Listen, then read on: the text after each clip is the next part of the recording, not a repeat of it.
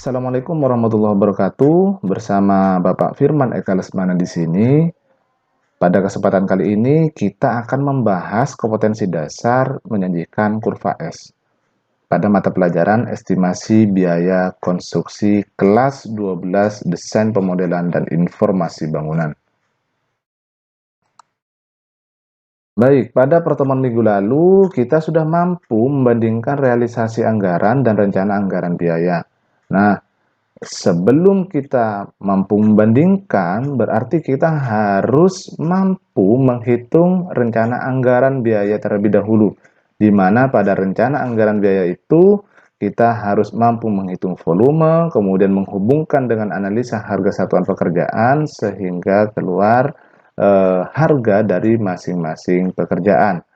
Setelah itu, langkah yang kedua, kita harus mampu melakukan rekapitulasi dari rencana anggaran tersebut.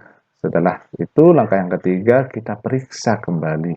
Sehingga nanti akan muncul hasil apakah lebih murah realisasi anggaran ataukah lebih murah perhitungan rencana anggaran biaya. Kemudian juga kita mampu menentukan di mana letak perbedaan antara realisasi dan rencana. Baik, selanjutnya ada pertanyaan, apakah Anda pernah melihat kurva S? Kalau pernah, itu kapan? Dan di mana? Nah, karena kalian sudah kelas 12, saya yakin semua sudah melihat. Kapan, Pak? Minimal kalian melihat di tempat PKL pada waktu kalian kelas 11.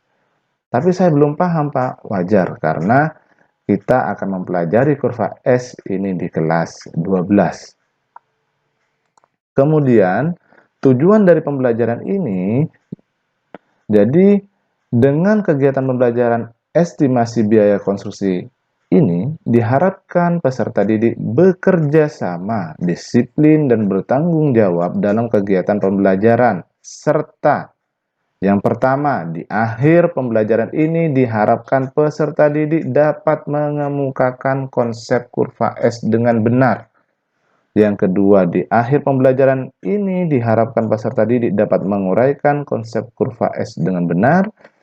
Yang ketiga, di akhir pembelajaran ini diharapkan peserta didik dapat mempolakan konsep kurva S dengan benar. Terakhir, di akhir pembelajaran ini diharapkan peserta didik dapat membuat kurva S dengan benar, minimal 75 sesuai kriteria ketuntasan minimal. Kemudian, di akhir pembelajaran ini diharapkan peserta didik mampu membuat kurva S. Jadi, kita pada kesempatan kali ini, produk yang kita buat adalah kurva S. Jadi, untuk pembagian kelompoknya, kita mengikuti pembagian kelompok pada pertemuan sebelumnya. Satu kelompok terdiri dari 5 siswa atau siswi. Jika 2 siswi berarti 3-nya itu adalah siswa, atau maksimal 3 siswi, kemudian siswanya ada 2. Nah, timbul pertanyaan, apa sih kurva S? Nah, kurva S adalah sebuah jadwal pelaksanaan pekerjaan yang disajikan dalam bentuk grafis yang dapat memberikan bermacam ukuran kemajuan pekerjaan pada sumbu tegak dikaitkan dengan satuan waktu pada sumbu mendatar. Kemudian, nah kita perhatikan bersama-sama, ini salah satu contoh dari kurva S. Nah, di kolom pertama itu ada nomor, di kolom kedua ada keterangan pekerjaan, kolom ketiga ada bobot, kemudian kolom selanjutnya itu ada minggu. Nah, di sini ada 1 sampai 10, berarti pekerjaan tersebut ada 10 minggu. Dan terakhir itu adalah kolom keterangan. Kemudian pada baris ini itu ada bobot rencana. Kemudian di sini tertulis 100, berarti bobot pekerjaan mulai dari tanah sampai sanitasi dengan persentase sekian, jika dijumlahkan itu 100%. Bagaimana Pak kalau tidak 100%? Berarti ada kesalahan dalam perhitungan bobot ini. Kemudian di bawah bobot ada akumulasi bobot rencana. Setelah itu ada bobot pelaksanaan, ada akumulasi bobot pelaksanaan, dan deviasi. Deviasi ini adalah selisih antara rencana dan pelaksanaan. Nah, ada pertanyaan, apa yang harus dilakukan apabila realisasi progres mingguan berada di bawah rencana progres mingguan? Jadi, rencana itu adalah garis yang saya beri warna biru, kemudian untuk pelaksanaan garis yang saya beri warna merah. Bagaimana jika pekerjaan yang saya beri garis warna merah ini berada di bawah track yang hijau? Nah, silahkan kalian rembukkan dengan kelompok kalian apa yang terjadi, kemudian solusinya bagaimana. Nah, kemudian fungsi dari kurva S yang pertama adalah pengarah penilaian atas progres pekerjaan secara keseluruhan. Yang kedua sebagai informasi untuk mengontrol pelaksanaan suatu proyek. Kemudian yang ketiga sebagai pengoreksi jadwal yang telah dibuat. Bagaimana cara membuatnya? Nah, di sini Bapak tuliskan langkah-langkah dalam membuat kurva S. Yang pertama, menghitung bobot persentase. Yang kedua, menentukan ketergantungan dari masing-masing pekerjaan. Kemudian yang ketiga, menentukan durasi waktu setiap pekerjaan. Jadi, item 1 sampai 3 ini kita akan tuangkan dalam time schedule. Nah, item yang keempat, mendistribusikan bobot kegiatan tersebut secara merata. Kemudian yang kelima, menjumlahkan bobot kegiatan yang terdistribusi.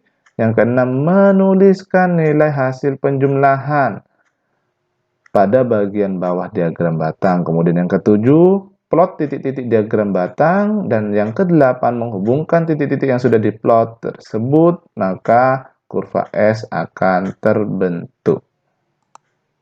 Nah, ini yang saya maksud di item 1 sampai 3. Jadi, Anda semua harus mampu mengurutkan pekerjaan. Di sini ada beberapa macam pekerjaan yang saya tulis, pekerjaan persiapan, atap, finishing, dinding, listrik, fondasi, beton, dan lantai. Anda semua harus mampu mengurutkan dan harus mampu menghitung berapa hari waktu penyelesaiannya. Contoh pada pekerjaan persiapan, apakah kita bisa langsung ke pekerjaan listrik? Pastinya tidak bisa. Nah, setelah pekerjaan persiapan ini, kira-kira pekerjaan apa yang dilaksanakan? Oh, ternyata pekerjaan fondasi. Nah, berarti setelah pekerjaan persiapan, kita langsung pada pekerjaan fondasi. Setelah itu kita tentukan durasi dari masing-masing pekerjaan.